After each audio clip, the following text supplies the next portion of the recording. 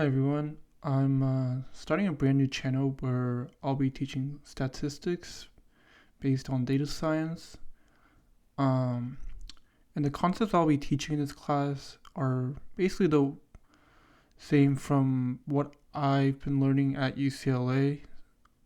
Um, and progressively as I move on, it will become more advanced. For this series, I decided to call this the Intro to Mathematical Statistics.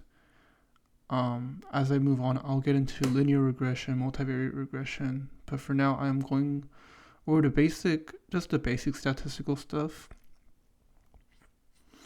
And for that reason, I'll be skipping some of the contents that I learned for this class that are, in my opinion, a little less relevant to some of the future concepts. So that'll include stuff like independent and conditional probability, descriptive statistics such as box plots, skews, methods of enumeration such as permutation combinations, linear functions of independence or independent random variables, and more advanced models of the discrete distribution.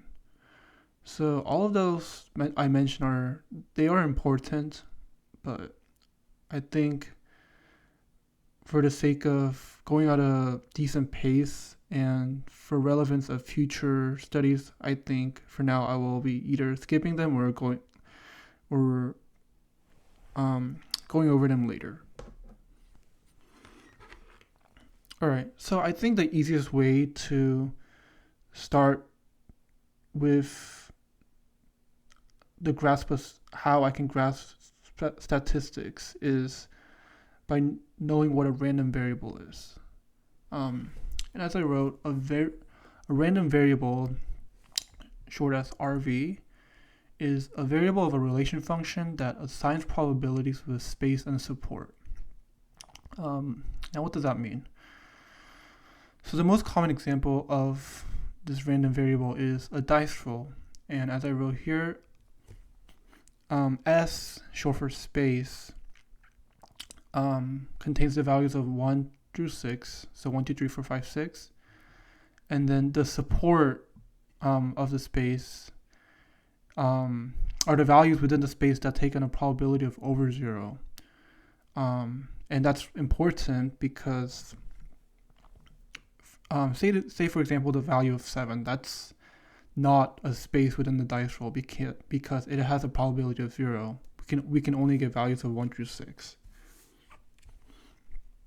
And then, so we also call this a function because we can say that the, as I'm going to write here, we can say that the probability of getting a 1 or rolling a 1 is 1 over 6. Likewise, probability of getting a 4 is also 1 over 6. Let me just erase that really quick.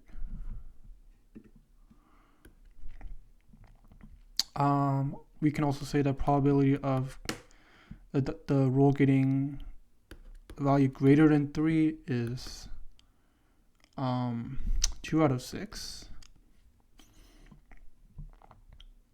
And then, if we can squeeze in here, we can say the summation or sigma of probability of a dice roll getting any value of x within the space is 1. So all of the probabilities within the space has to add up to 1.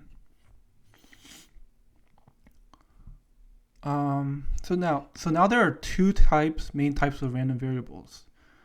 A discrete random variable is a random variable that can take a countable number of finite values. So key phrase is countable number of finite values.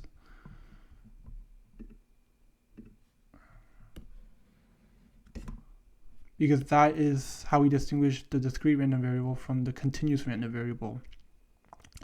And so we can use a probability math function, PMF for short, to visualize the probability. So each roll has a 1/6 chance of hitting the specified value, and there are 6 values within the dice roll, each taking on a probability of 1/6.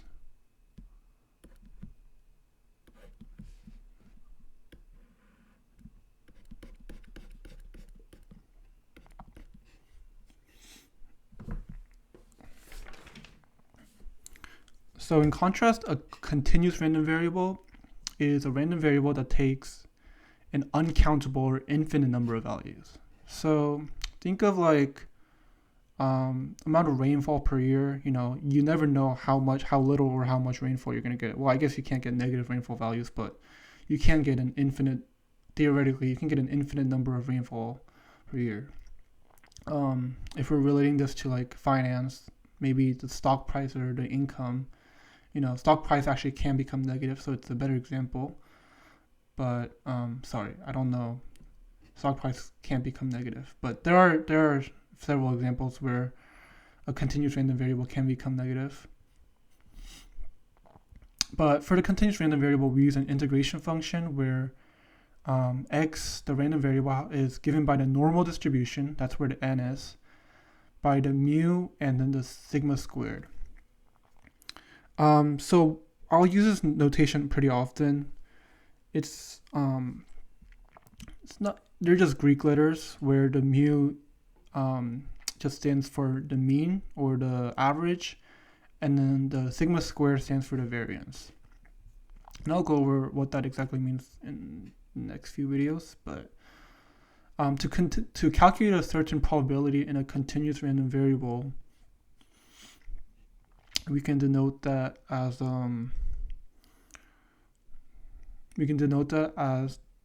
the interval of a to b within the subset of real numbers, and then we'll write that as if the probability of x being from a to b is the integral of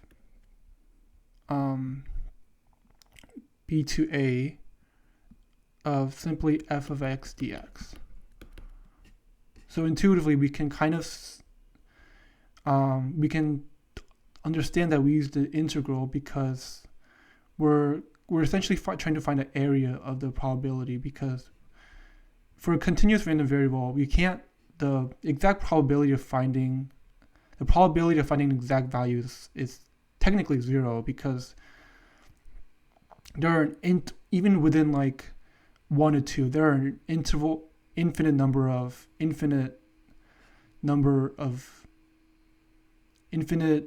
possibility of numbers within even a specified interval. So we're not concerned with the exact probability, we're more concerned with the interval of where the probability lies. Okay, so in this example, we'll use the interval of -1 to 1. Again, we're not finding the exact probability, so we can write that as if probability of x being from -1 to 1 is the integral -1 to 1, and we'll use just this random function. I'll call it 2e to x dx. So in order to integrate that, we'll have to use usub, and obviously we can use like an integral calculator or whatnot, or use a computer.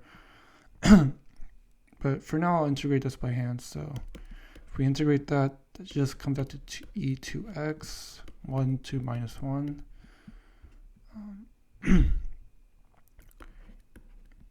E squared minus e to the -2, e to the power of -2.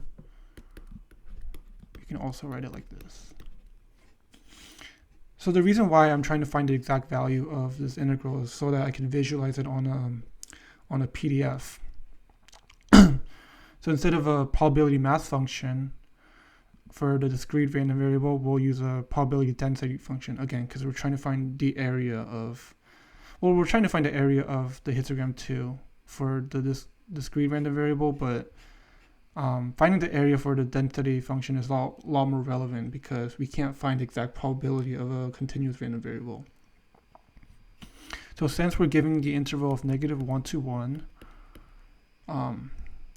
obviously it's not the easiest to visualize what this function here is.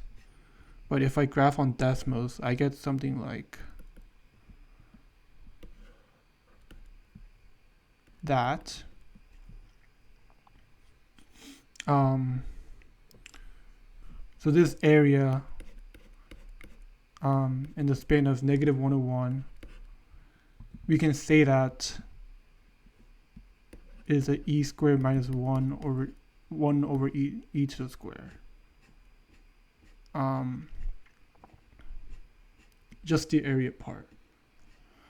All right. So compared to the probability density function or the probability mass function, we also use a cumulative distribution function, the CDF, and that describes the probability that the random variable is less than or equal to some specified value in its support. So the CDF, as in short, of x is equal to the probability of x being less or equal to some specified value of x. And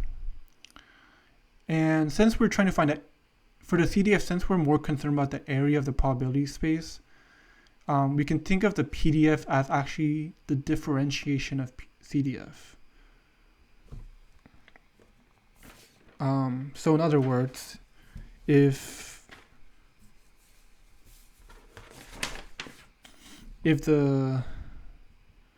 f of x equals CDF,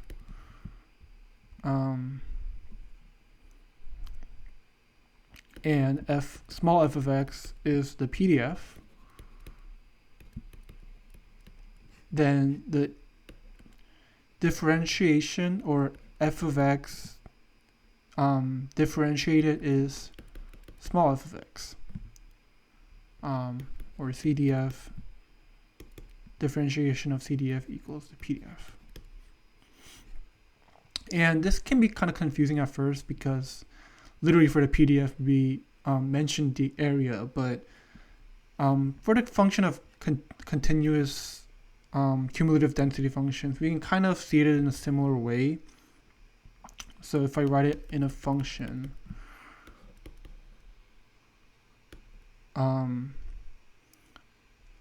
again, so when I write this notation, I'm saying we're concerned with finding the area of -infinity to a specified value of x. So it's a similar formula, but again, this integral right here, you can kind of see this as a PDF, and then just this function right here, we can see this as a CDF.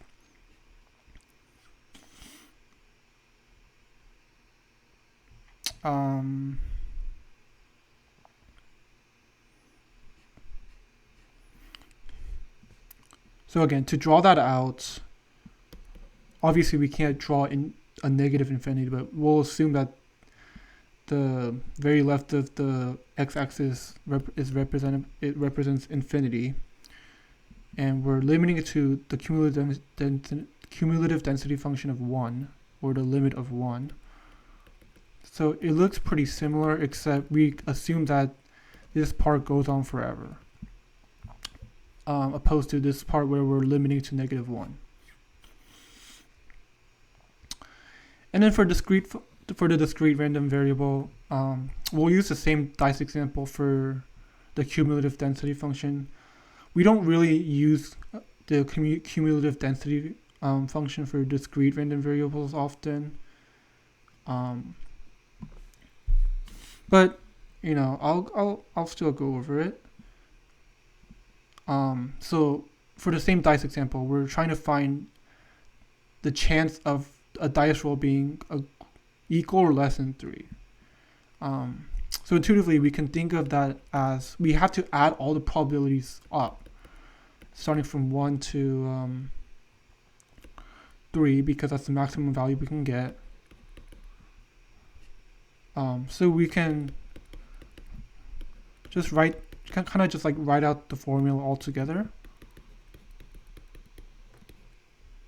Obviously that will equal 3/6 or 1/2. And so in this example, the PMF, when we're finding the PMF of a dice roll, we're usually concerned with finding like a specified example, like x equals 1 or x equals 2 or whatnot. But for the CDF or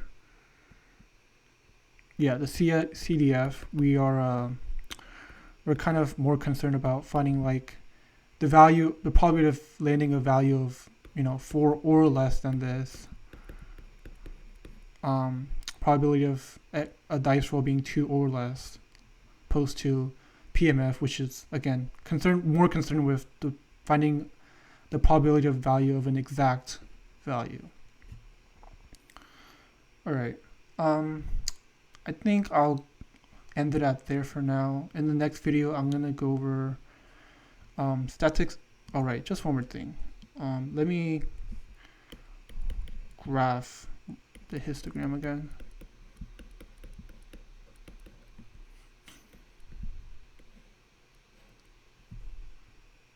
So if we were trying to find a CDF of x being less or equal to 4, you would just be concerned with this part. All right, so that'll do it for this video. In the next video, I'm going to go over statistical operation. So finding the mean, variance, covariance, correlation, stuff like that.